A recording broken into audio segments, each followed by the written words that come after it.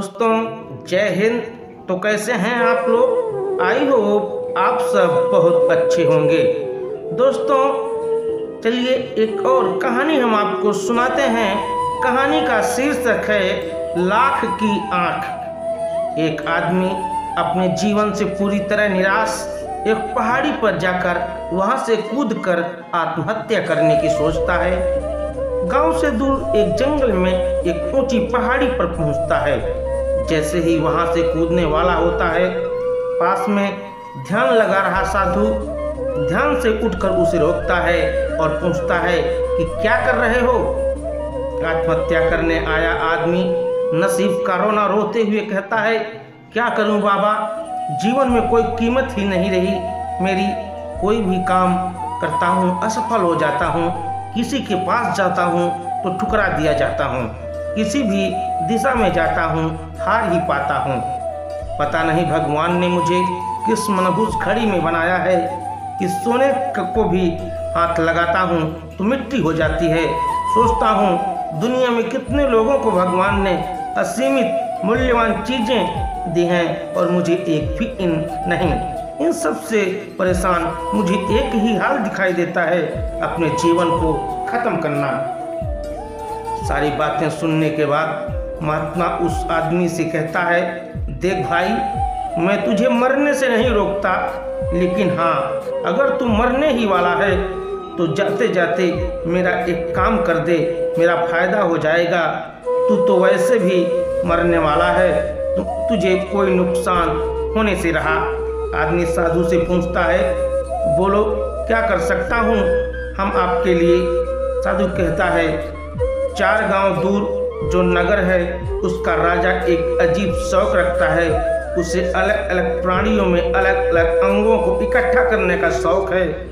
अब तक वह हर प्राणी का कोई ना कोई अंग अपने पास संग्रह कर चुका है, बस उसे अब इंसान के अंगों की जरूरत है। मैंने सुना है कि वह इंसान की आंखों के लिए लाख रुपया तक देने के लिए तैयार है।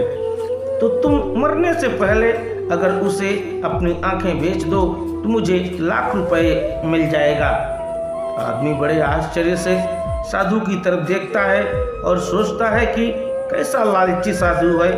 मरते हुए आदमी को बचाने की तो छोड़ो, यह तो उल्टा उसकी आंखें ही बेचने के लिए कहता है। लेकिन जीवन में तंग आ चुका आदमी साधु के साथ जाने के लिए रेडी हो जाता है। 4 गांव दूर रास्ता साधु और आदमी 2 दिनों में तय करते हैं। 2 दिनों में उस आदमी के मन में हजारों विचार आते हैं। वो सोचता है, मैं अपने आप को कितना गरीब समझता था, लेकिन देखो आज मेरी केवल आंखें ही लाख रुपए मिलने वाली हैं। लाख रुपए की आंखें वो का ही मिलने वाली हैं। अगर देखा जाए तो मेरे शरीर का हर एक अंग लाखों का होगा। जब वे दोनों राजा के पास पहुंचते हैं और राजा उसे देखता है तो उसे आदमी की आंखें बहुत पसंद आती हैं। वो कहता है, तुम्हारी आंखें बहुत सुंदर हैं, मैं ऐसी ही आंखें अपने संग्रह में शामिल करना चाहता था। उसकी बातें सुनकर आदमी का मन बदल जाता है। अब और वो अपनी आंखें देने से मना कर देता है। साधु उसे समझाता है कि ऐसा मत करो, तुमने जब मरने की ठान ली है तो तुम्हारी आंखें भी मरेंगी, तुम्हारे हाथ भी मरेंगे और तुम्हारे शरीर का हर एक अंग मर जाएगा।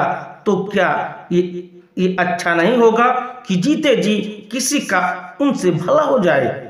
राजा भी उसे कहता है कि एक नहीं, मैं तुम्हें 10 लाख रुपए दूंगा और साथ में मैं तुम्हारे कान और दांत भी खरीद लूंगा, बस तुम मान जाओ। आदमी गुस्सा हो जाता है और कहता है, पाप लगेगा आपको। किसी मरते हुए आदमी को बचाने के बजाय उसका फायदा उठाना चाहते हो।